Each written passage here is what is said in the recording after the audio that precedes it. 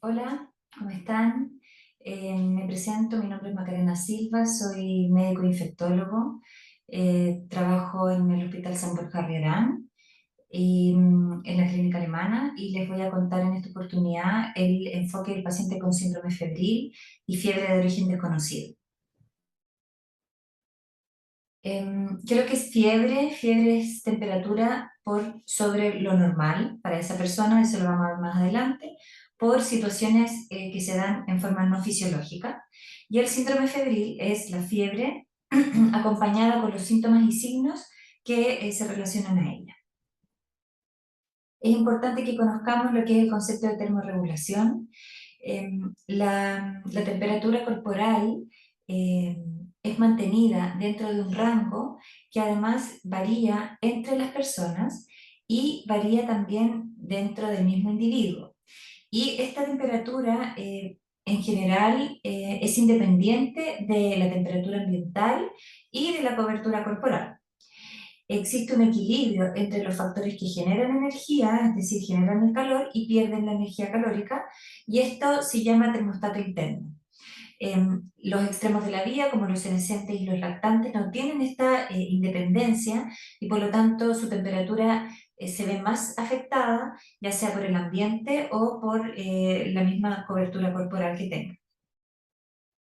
La temperatura normal, cuando se toma en forma periférica, es entre 36 y 37 grados, y cuando se toma en forma central es un poquito más alta, entre 37 y 37 y medio. La temperatura la podemos tomar en forma axilar, eso es temperatura periférica, oral, que es temperatura central, rectal, temperatura central, timpánica, central, y la temperatura intravascular también es temperatura central. ¿Dónde está el centro de la termorregulación? Este se encuentra en el hipotálamo. El hipotálamo anterior es el que se encarga de perder calor a través de vasodilatación y sudoración. Y el hipotálamo posterior es el encargado de generar calor, principalmente a través de un aumento en la actividad muscular, con la vasoconstricción, con calofríos. Que lo que ocurre acá es que por distintos mecanismos que vamos a ver más adelante, se produce un cambio en el set point del termostato, que normalmente pongámosle está 37, y por estos mediadores que vamos a revisar, este set point cambia a 38, por ejemplo, y con ese set point es que el hipotálamo posterior empieza a generar calor para poder llegar a ese set point a través de la actividad muscular, de los calofríos, de la vasoconstricción. Y una vez que ya se logra ese set point, entonces entra a actuar el hipotálamo anterior a través de la pérdida de calor, de la vasodilatación y la sudoración. Como les mencioné, la temperatura varía entre cada individuo. Acá ven ustedes cómo el rango fluctúa entre los 37 grados, 100 grados Fahrenheit corresponden a 37 grados Celsius, y 97 grados Fahrenheit que corresponden a 36 grados Celsius. Y aquí ven ustedes la variación que se produce entre los individuos. Estas son 700 tomas de temperatura. Y en azul observamos que la temperatura de la mujer es en general un poco más alta que la temperatura de los hombres. Y también existe un rango de variación durante el día, que este es el ciclo circadiano, donde las mayores temperaturas se ven más que nada en forma vespertina en las tardes. Como les mencioné, las mujeres en general tienen 0,5 grados más que los hombres, y esto se produce por la ovulación, y en general los cambios de temperatura son más bruscos.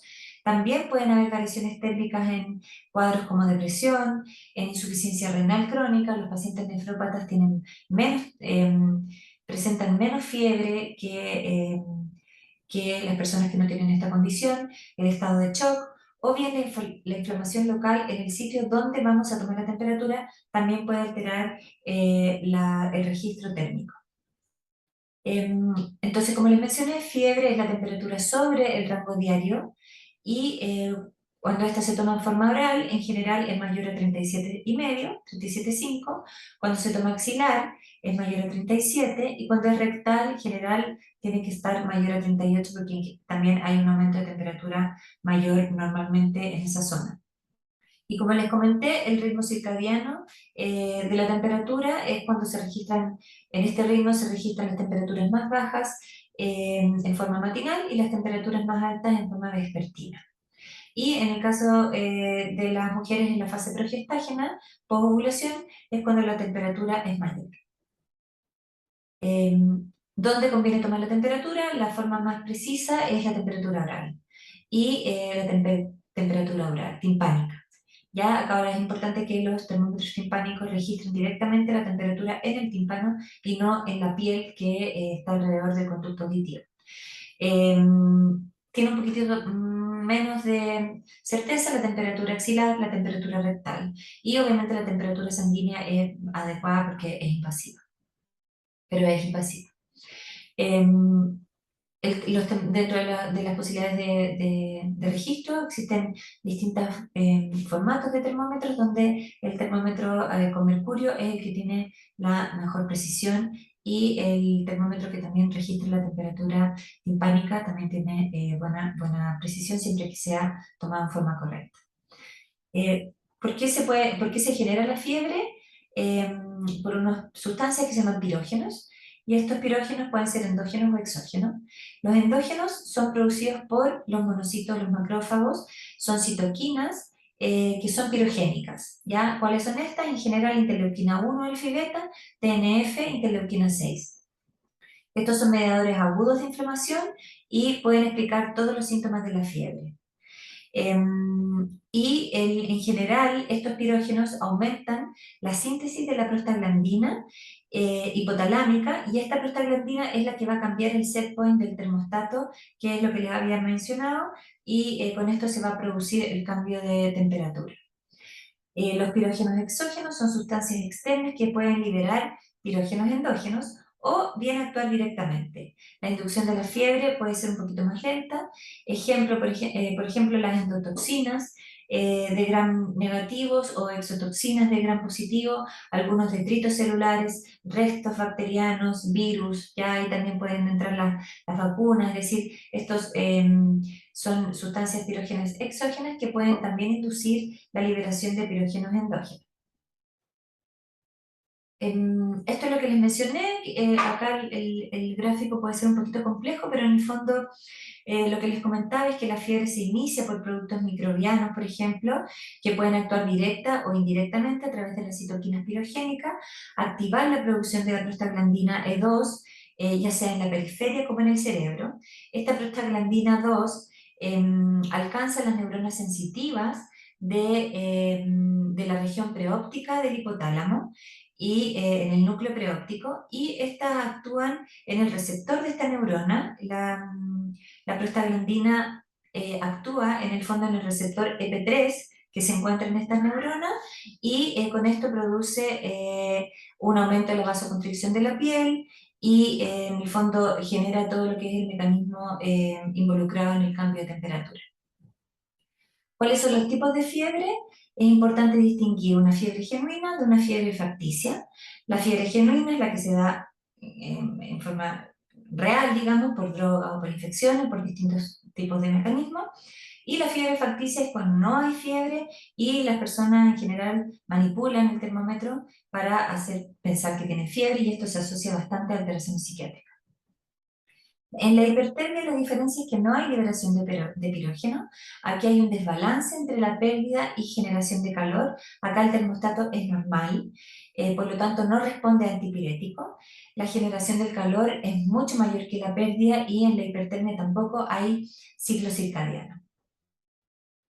¿Cuáles son las causas de hipertermia? Por ejemplo, mayor producción de calor por el ejercicio, por alteraciones metabólicas, por ejemplo, el hipertiroidismo, feocromocitoma, hipertermia maligna por algunas drogas como los neurolépticos, alteraciones en el hipotálamo, granulomas, traumas, accidentes vasculares, medicamentos. Ahí uno va a ver cuando la fiebre en el fondo es más bien central.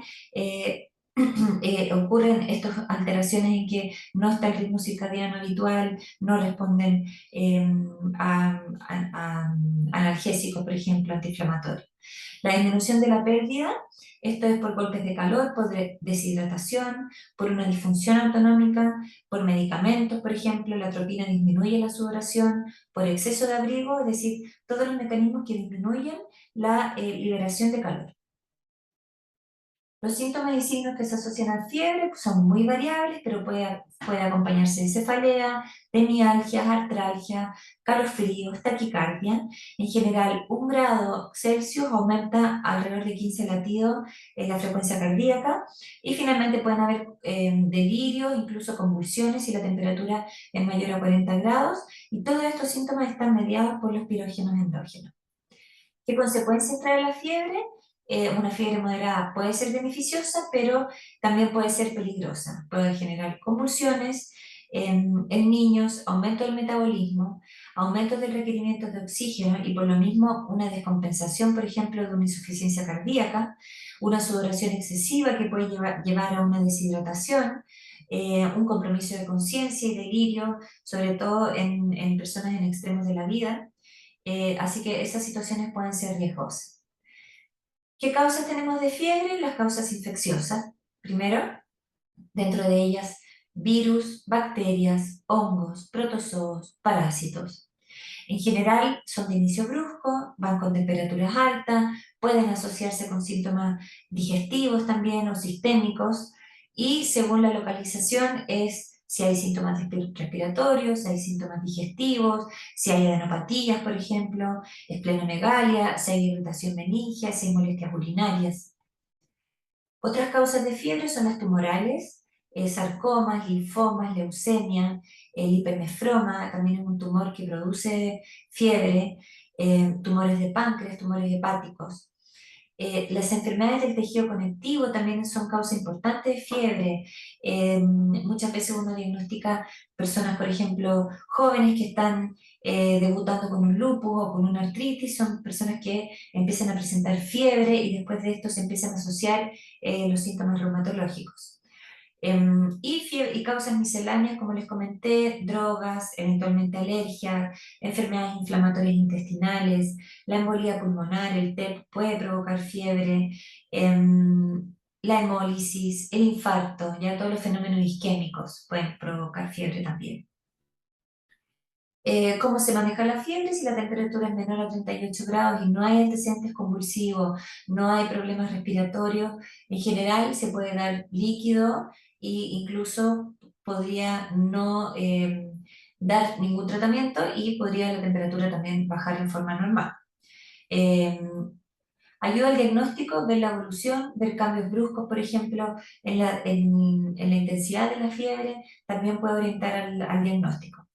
Y cuando la temperatura es mayor a 38 grados, en general, o hay otras necesidades, uno puede dar antipiréticos. Pero la recomendación igual es reservar también los fármacos en caso de que hayan síntomas más de mayor compromiso. El manejo de la fiebre, las medidas físicas son súper importantes, ventilar, se pueden poner paños húmedos tibios o paños fríos, solo si no responde, esto se ve mucho en los niños, ¿ya? O en los recién nacidos, cuando a veces no se quieren utilizar fármacos, uno puede utilizar también las medidas físicas. Cuando se evalúa el paciente febril, las causas infecciosas son las causas más frecuentes asociadas a fiebre. El síndrome febril requiere una evaluación rigurosa y repetida en el tiempo porque pueden ir apareciendo síntomas nuevos. Es importante ver qué tipo de huésped estamos analizando, qué edad tiene, qué factores ambientales están involucrados, dónde vive, qué exposición a drogas o medicamentos o animales o contactos ha tenido, qué grado de inmunocompromiso tiene. El tipo de fiebre también es importante considerar, pueden haber fiebres continuas, eso se ve muchas veces también en las infecciones bacterianas, fiebre intermitente que tiene remisiones durante el día, eso también se ve en causas infecciosas a veces piógenas, donde se producen grandes liberaciones de estos pirógenos y con pic febriles bastante exagerados. Hay fiebres bifásicas donde puede producirse varios días sin fiebre y después varios días con fiebre, esto sí lo podemos ver en la malaria, por ejemplo. Fiebres ondulantes que se producen por largos periodos, estos se ven tumores, linfomas. Es importante ver también, como les comentaba, qué tipo de huésped estamos viendo. En los niños las causas más frecuentes son infecciones virales y son autolimitadas. En personas mayores de 65 años podemos ver infecciones en un 25% en general, y las neoplasias que también empiezan a jugar algún rol. Si el huésped tiene inmunocompromiso, acá hay que buscar, si la persona tiene VIH positiva, es VIH positivo, hay que buscar infecciones que estén relacionadas con el nivel de inmunosupresión que tenga. Si es neutropénico, hay que buscar infecciones bacterianas, hongos, relacionados también con la severidad de la neutropenia. Mientras más neutropénico es, más riesgo de infecciones fúngicas tiene. Y también las drogas inmunosupresoras, en las personas que están con corticoides, por ejemplo, tienen más riesgo de presentar infecciones, dentro de ellas virales, bacterianas y también fúngicas. Es importante ver también el factor ambiental. Uno tiene que interrogar al paciente dónde vive, qué lugares visita, eh, qué exposiciones tiene, en qué trabaja, ¿ya?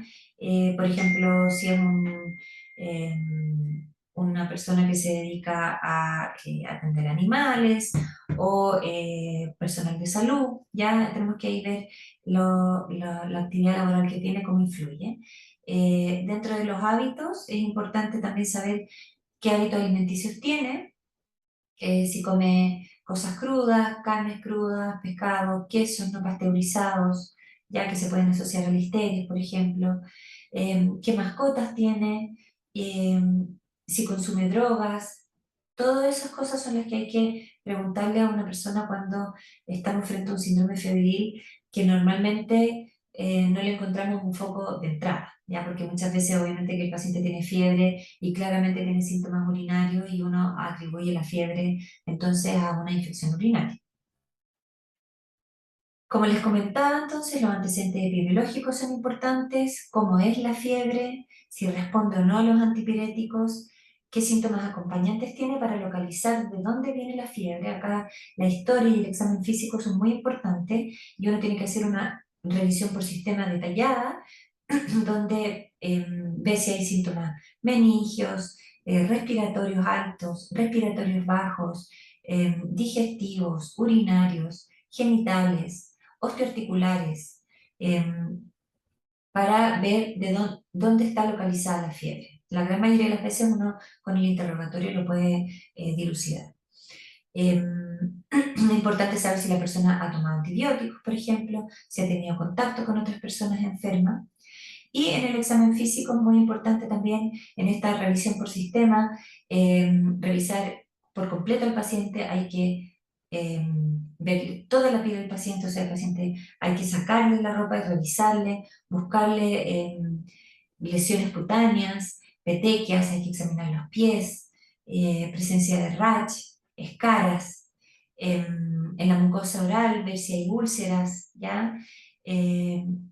Después hay personas, por ejemplo, que tienen alteraciones en la arteria temporal, por ejemplo, la arteritis temporal, tienen molestias ahí en la zona temporal, en la boca, buscar la dentadura, si hay alteraciones faringias, las adenopatías, ver cómo está la tiroide, ocultar bien el corazón, ver si hay soplos, frotes, ocultar bien el pulmón, ver si hay derrames o crépitos.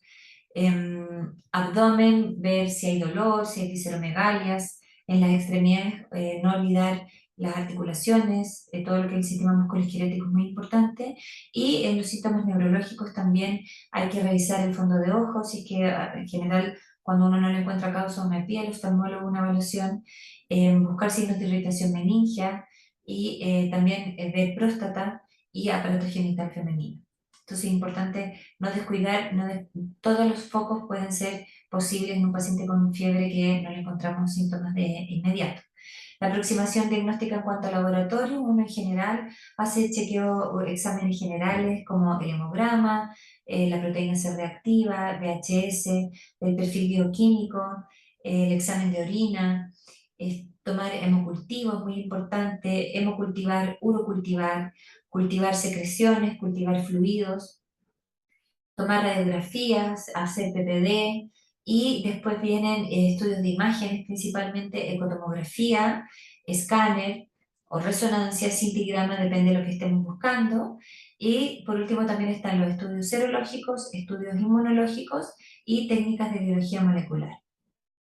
Hay que recordar también que podemos recurrir a estudios invasivos, podemos realizar punciones, punción lumbar, punción pleural, punción osítica, punción articular, ¿ya? Podemos hacer biopsias de ganglios, ¿ya? Biopsias de adenopatías, por ejemplo, intraabdominales. A veces uno termina biopsiando adenopatías abdominales cuando no hay ninguna otra causa.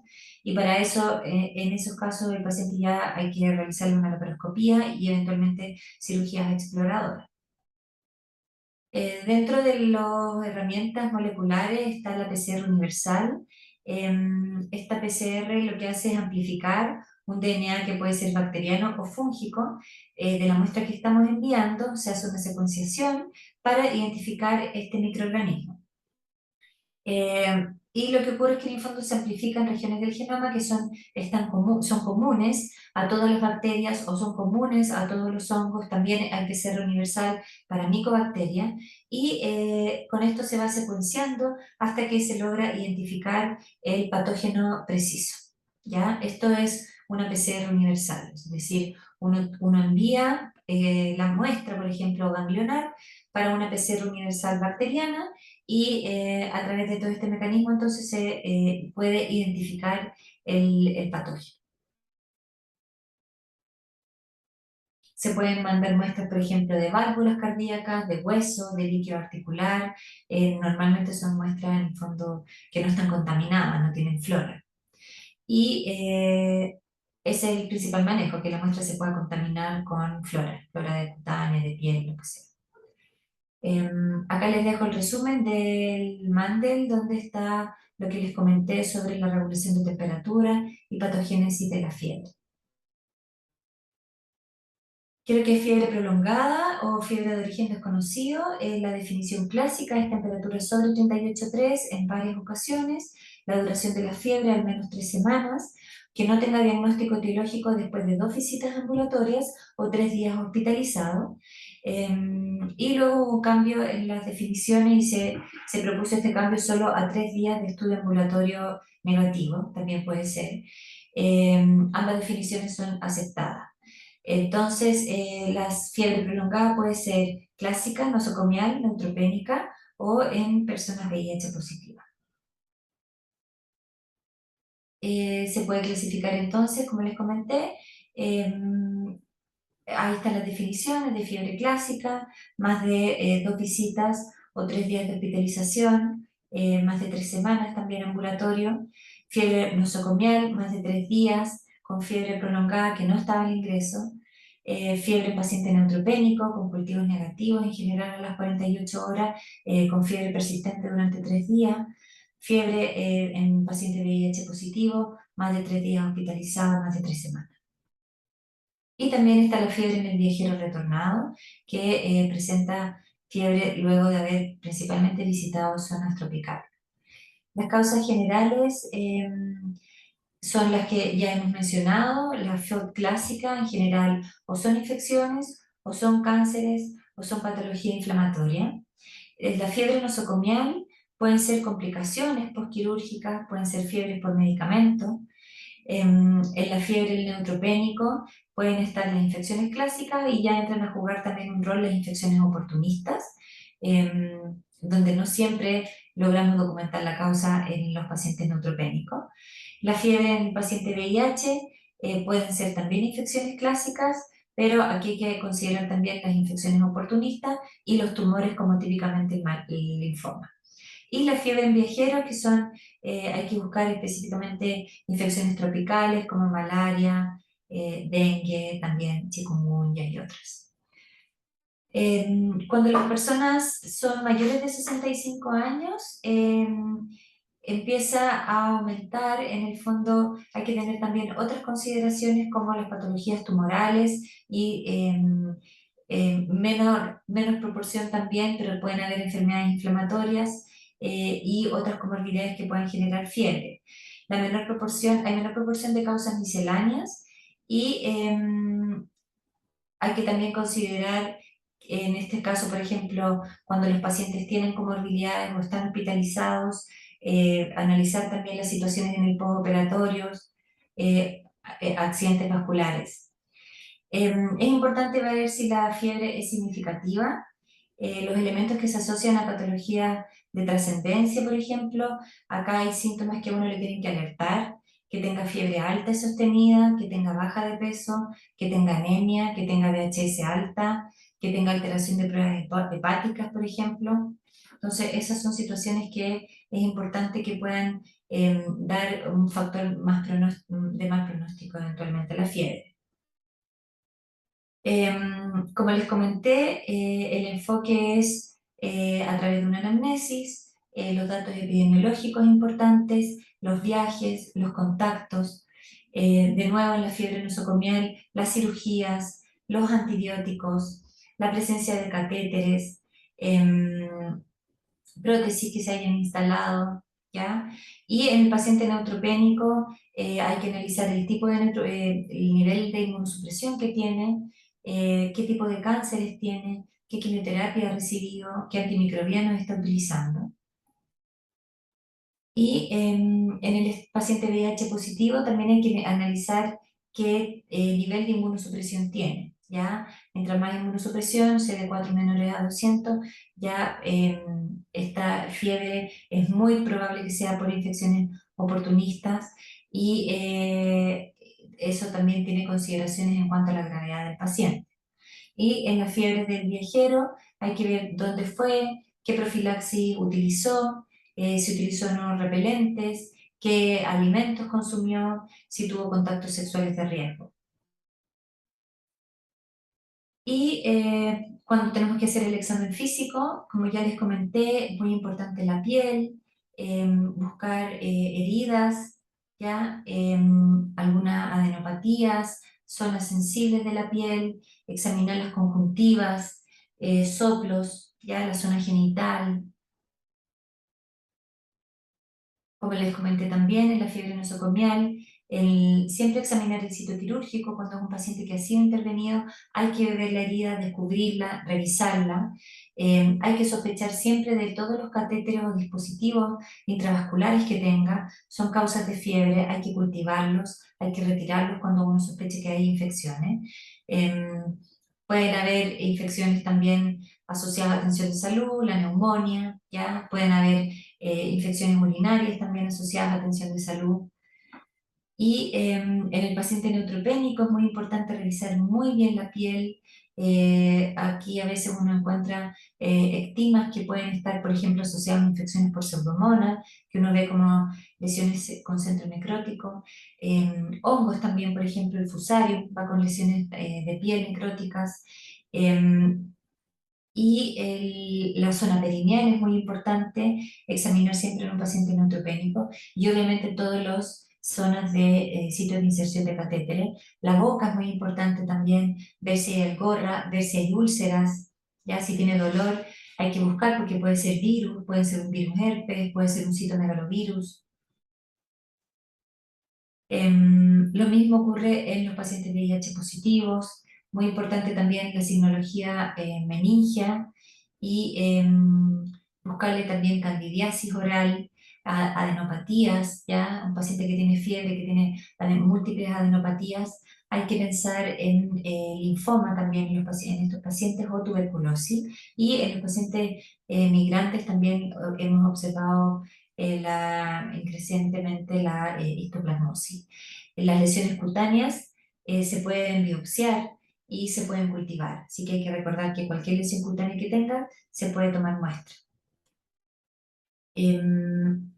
Y lo mismo también, bueno, en el viajero, como ya les comenté, según la zona epidemiológica, puede haber un RAPS típico de dengue, ¿ya?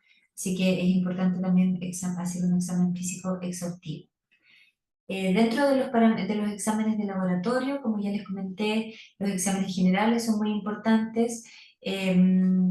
para hacerse una idea general del paciente, si tiene repercusión, por ejemplo, de los glóbulos blancos, si tiene leucopenia o si tiene anemia, qué tan alta está la VHS. Eh, los cultivos son importantes, cultivar todo lo que se pueda cultivar. Y después uno tiene que ya recurrir a estudios serológicos para buscar infecciones en particular, tomar biopsias, hacer vaciloscopía, hacer ecocardiograma. En la fiebre nosocomial, siempre tomar imágenes, tomar cultivos y analizar bien qué medicamentos está tomando. En la fiebre neutropénica, tomar cultivos, hacer imágenes, el examen físico exhaustivo, pero aquí entra a correr también mucho la serología, más que la biología molecular, porque los pacientes neutropénicos muchas veces no focalizan, entonces hay que tomarle PCRs, por ejemplo, citomegalovirus o de otros virus, porque muchas veces uno no logra precisar de dónde viene la fiebre. Y en los pacientes VIH positivos, como ya les comenté, las imágenes son muy importantes, cultivar, tomarle vaciloscopías, el BDRL, y hacer también estudios de biología molecular para descartar tuberculosis, descartar neumocistis, descartar citomegalovirus, hacer punción lumbar y hacer un estudio completo de ello. Es importante que los cultivos provengan de zonas representativas de sangre, por ejemplo, de cavidades estériles, como punción pleural, punción de líquido ascítico, punción articular. Pueden tomarse cultivos de secreciones, ¿ya? Si el paciente exuda una secreción por la piel, uno le puede tomar una muestra. Se puede tomar muestra también de secreción faríngea, muestras de orina, muestras de líquido cefalorraquídeo. Cuando hagamos hemocultivo es importante también descartar que no haya una contaminación del hemocultivo. Eso lo vemos, por ejemplo, cuando uno de dos hemocultivos es positivo a un estafilococo coagulase negativo. Uno puede pensar que fue contaminación en el momento de tomar el hemocultivo. Em, Se pueden tomar más de dos. En general, uno toma un set con dos hemocultivos que se toman en forma periférica de sitios diferentes, pero uno puede repetir ese set de hemocultivos al día siguiente perfectamente para aumentar el rendimiento. Todos los cultivos requieren una interpretación. En general, acá es muy importante la evaluación infectológica para ver qué interpretación se le va a dar al cultivo de una herida que se tome, al cultivo de un drenaje, por ejemplo, que no deberían tomarse porque los drenajes siempre están contaminados. Las escaras, por ejemplo, tampoco se pueden tomar superficiales porque son polimicrobianas. Y la expectoración también hay que tener cuidado con qué interpretación se le da para esto. Las serologías también, uno utiliza serologías, por ejemplo, en VIH, en hepatitis B, hepatitis C, se puede pedir serología para Bartonella, serologías para Brucela. Estas ayudan bastante y tienen menor valor predictivo positivo otras serologías como el citomegalovirus, el virus de Epstein-Barr. ¿Por qué? Porque son infecciones que podrían haberse adquirido antes, ¿cierto? Desde la infancia, y su positividad cuesta interpretarla, lo mismo con la toxoplasmosis. La biología molecular es, como les comentaba, es una gran herramienta, la utilizamos bastante para buscar el agente infeccioso. Hay que recordar que esto es una huella de un agente infeccioso, no necesariamente este patógeno está activo o está replicando, porque es material genético. Y también podemos cuantificar este material genético a través de una carga viral. O sea, nosotros podemos hacer, por ejemplo, una PCR, por ejemplo, para citomegalovirus en líquido cefalorraquídeo, que me va a salir como positiva o negativa, o puedo hacer una carga viral de citomegalovirus en sangre, donde se me va a cuantificar cuántas copias de ese virus hay en sangre, y eso me va a dar una idea del rol que puede tener, por ejemplo, este citomegalovirus en la sangre. Podemos tomar estas PCRs también para neumocistis, hay PCRs para tuberculosis, ya la carga viral de VIH.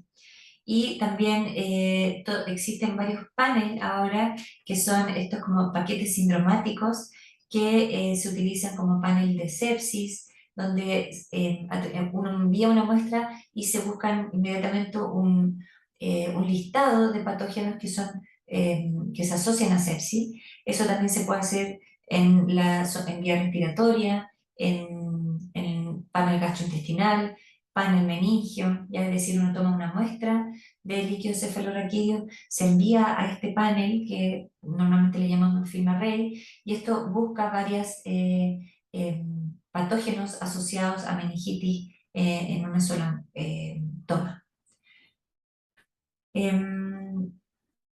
En general hay pocas urgencias relacionadas a las fiebres de origen desconocido, así que no hay que precipitarse, no hay que dar inmediatamente antibióticos. Uno puede estudiar tranquilamente un paciente que ya viene con fiebre de varias semanas o tiene varias consultas en un paciente que está clínicamente estable.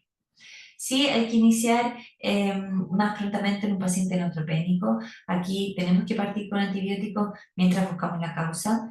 En el paciente VIH que está profundamente inmunosuprimido, también hay que cubrir ciertas patologías que pueden ser de riesgo, el neumocitis, por ejemplo. Si uno tiene una imagen compatible con un paciente compatible, uno puede partir tratamiento mientras hace el diagnóstico.